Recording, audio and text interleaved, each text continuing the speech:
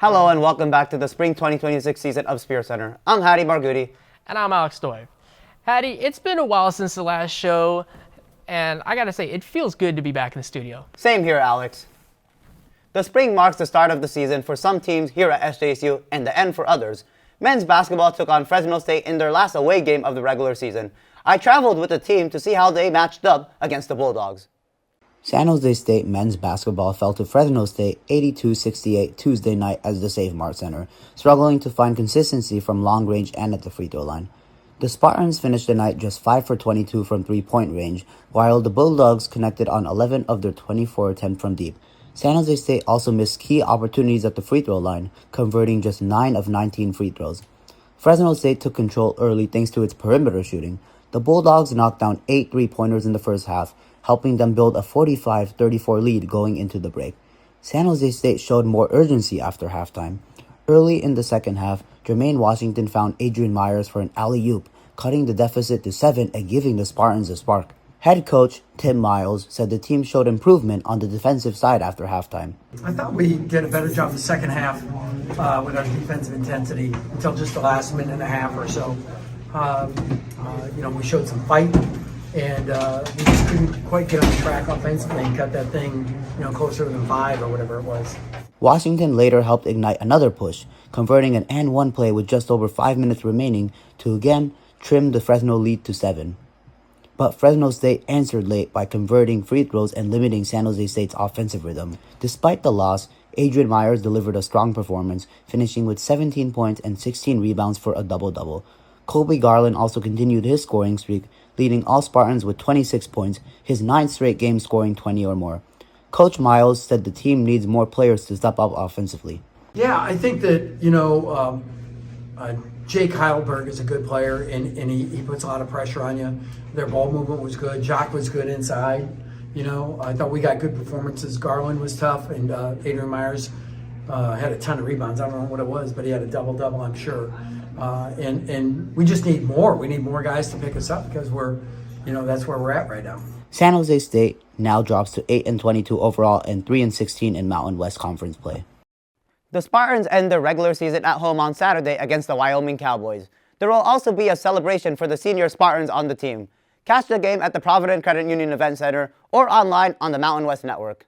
Women's basketball is also wrapping up their season and played their final home game on Wednesday. Our reporter, Marilyn Anye, was there to watch the Spartans close out their regular season. Before tip-off, San Jose State honored seniors Katarina Anderson, McKenna Simmons, and Amira Brown in their final home appearance. Anderson and Simmons took the floor in the starting lineup, while Brown, sidelined by injury, was still recognized as a key part of the senior class. The ceremony brought emotion to the arena as teammates embraced the moment and celebrated the leadership this group has provided throughout the season. I think the seniors are selfless. I think, Kat, McKenna, and Amira are selfless kids that have given to the program and have given what they've got, and they're, good people and good human beings. And I think that's it. Really, those three kind of have helped establish a culture of where we want to go as far as having great people in the gym. I think Amira really grew until she got hurt. She was playing her best basketball of her life. And then I think McKenna has really persevered. She's had a hard year up and down physically with some different things, but she's continued to show up. And then, I can't say enough about what Kat's doing for us as far as trying to, come in as a walk-on, learn to play college basketball. She's a guardian of her sister, has to manage all of that, and she's being a parent. She's doing a role that most college kids have no idea what's going on. Once the game tipped off, Colorado State answered with a decisive first run, building a 20-6 lead and eventually handing San Jose State a 67-44 loss. The Spartans shot just 29% from the field, while Maya Anderson led the team with 16 points and 15 rebounds. Kalia Dillard added 4 steals, but offensive struggles limited any sustained comeback. Despite the loss, senior night marked an important moment for this program as it now turns its focus to the Mountain West Tournament in Las Vegas. Reporting from the Provident Credit Event Center, I'm Marilyn Anye. Now, back to SpearCenter. On the other side of sports, Spartan baseball is in full swing. Our reporter, Lucas Quick, has been following the team and gives us a look at their start of the season. San Jose State baseball has begun its season just a few weeks ago, with the early portion having its ups and downs. The Spartans opened their season on a strong note, with Alex Fernandez going 5 for 5 with 2 RBIs in their 8-0 opening win against Long Beach State. They would take 2 of the 3 in that series. There's been a few occasions where the Spartans have been in tight matches, Cal Calzadias, who made this running effort to force an out, and the rest of SJSU's pitching staff would throw a combined 21 strikeouts against San Francisco, but would fall short in extra innings. The Spartans then took the drive down to USF, falling 9-3 and failing to win the 3-game series versus the Dons. Recently, the Spartans have been in some lopsided games, with them mainly being on the losing side. In their 4-game series against the St. Mary's Gales, they went 1-3 and lost 2 of those matches by a final score of 15-5 and 13-4. Their most recent match also resulting in the Spartans being on the wrong end of a blowout, losing 11-5 to the Pacific Tigers. SJSU head coach Brad Sanfilippo talked about his disappointment in the loss against the Tigers. I need to do a better job of getting us prepared and figuring it out. And again, these are the losses early in the season are things you need to learn from, and we've got a lot of things that we need to work on. So. Through the first 12 games of the season, the Spartans sit at a record of 4-8 and have lost 7 of their last 9 games. They look to reconvene against the University of Pittsburgh on Friday, March 6th to open up a 3-game series against them and to continue a 2-week home stretch. From Excite Ballpark, I'm Lucas Quick. Back to the desk. Alex, the weather in San Jose has been perfect for ball games. There's only been one postponed game because of rain. The weather has been perfect for a number of Spartan sports, including beach volleyball, which started their season recently as well. Our reporter, Zoe Woodward, went to see how the Spartan duos are doing. On Friday afternoon, SJSU beach volleyball took on St. Mary's College at Spartan Beach. This was the home side's second game of a doubleheader.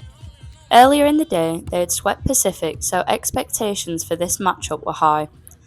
The Spartans played competitively throughout and forced the Gales to bring their A game.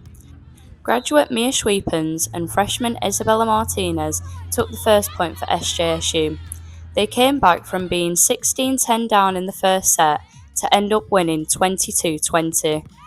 The second set went to the wire too, but after a brilliant performance they won 21-19. The strong start continued as SJSU took the second point as well, thanks to junior Kaya Fansha and senior Grace Baker, who won their match in the third set. Much to the Spartans' despair, these would be the only 2 points they would win. Sophomore partners Sophia Torres and Sabrina Moore played a fantastic game but came up short and lost 21-17, 23-21. Despite losing 5-2 overall, positivity around this team is strong, as head coach Gary Hodge said, "We are growing, we are becoming. This team has some things to clean up and they're doing exactly that. I have no doubts they are going to get there." SJSU will be back in action against Santa Clara University at 10 a.m. on Saturday at Spartan Beach. Reporting from Spartan Beach, I'm Zoe Woodward. Now back to SpearCenter. Hattie, after seeing that, I think we should form a duo for beach volleyball. I heard the team is going to play in Hawaii soon. Let's find out with our reporter Jasmina Lara, who gives us a look at the biggest matchups coming up for the Spartans. Thank you, Alex. The Spartans have a number of upcoming games this week. Starting off with baseball, San Jose State goes against Pittsburgh, starting off Friday at 3:05 p.m., continuing on Saturday at 1:05 p.m. and Sunday at 12:05 p.m. at Excite Ballpark. As well as on Saturday, the softball team will go against Santa Clara University at the Silicon Valley Classic 2. It's a doubleheader game, one at 10 a.m. and one at noon.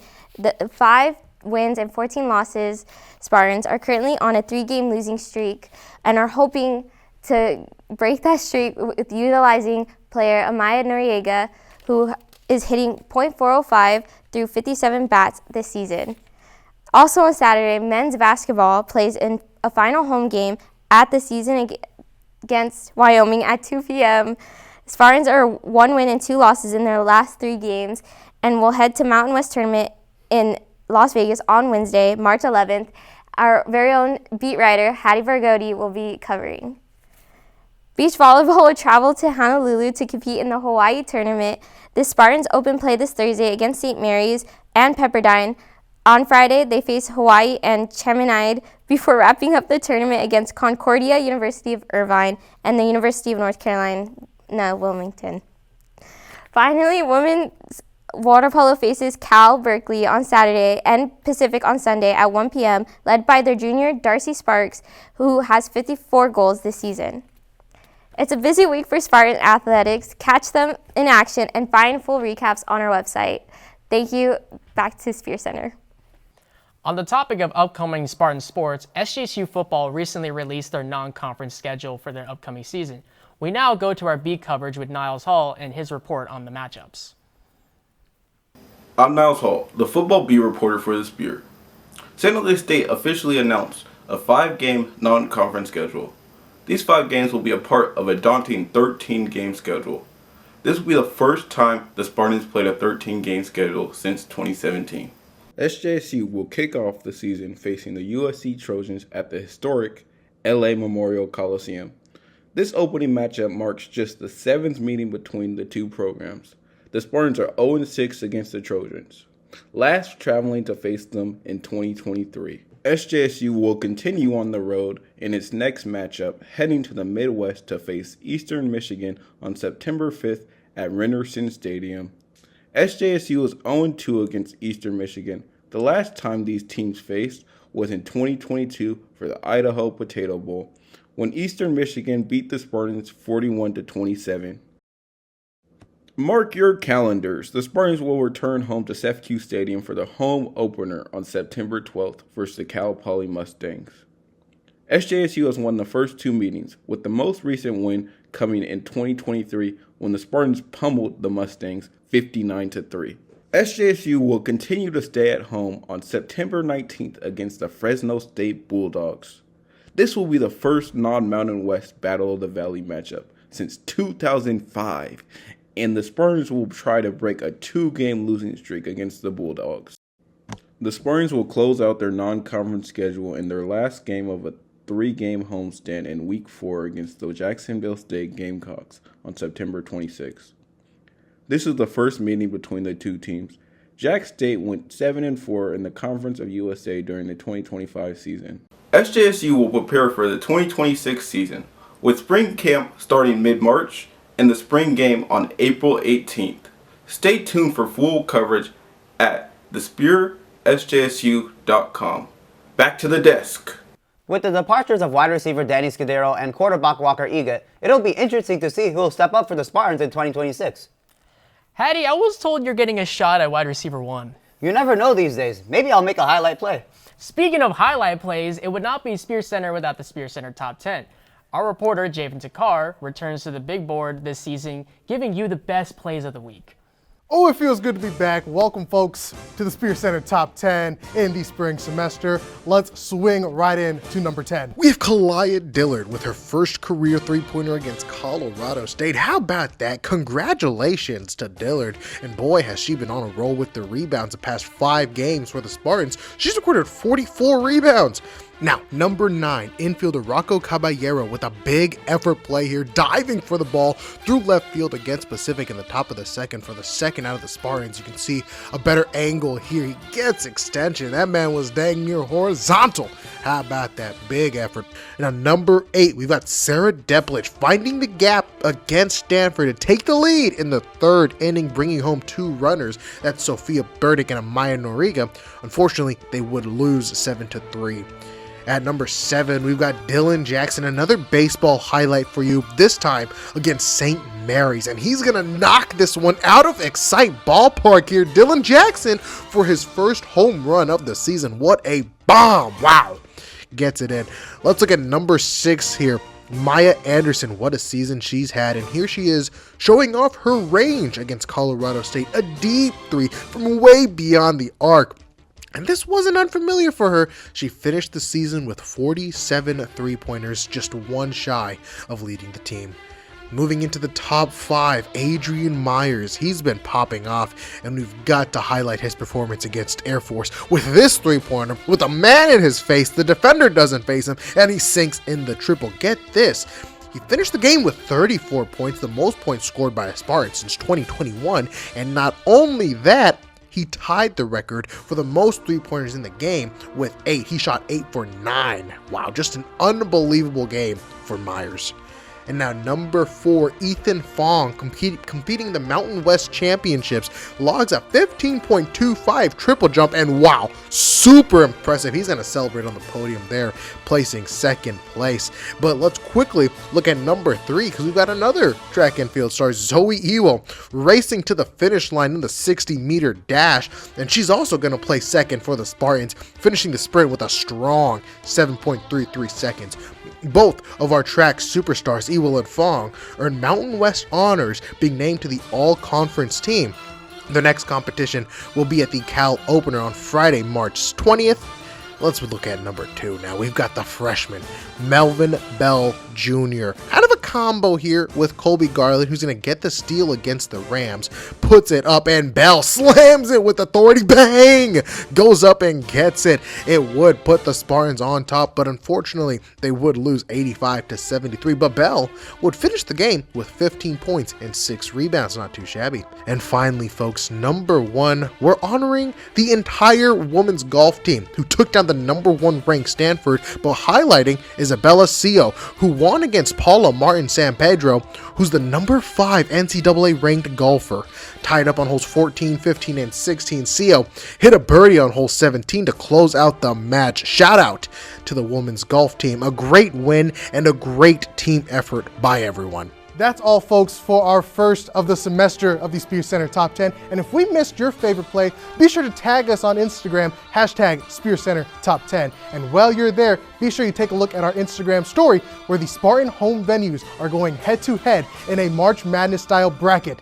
We're featuring teams like Sefsu Stadium, Excite Ballpark, and so much more. Be sure to vote for your favorite. And now, back to SpearCenter. Alex, what was your favorite play of the week?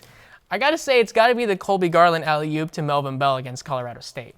I agree with that. Well, that's all from us here at SpearCenter. You can find more at our website and make sure to follow us on our socials for updates on all Spartan sports. From here in the studio, I'm Alex Stoiv. And I'm Hattie Barghouti. Until next time, Spear fans,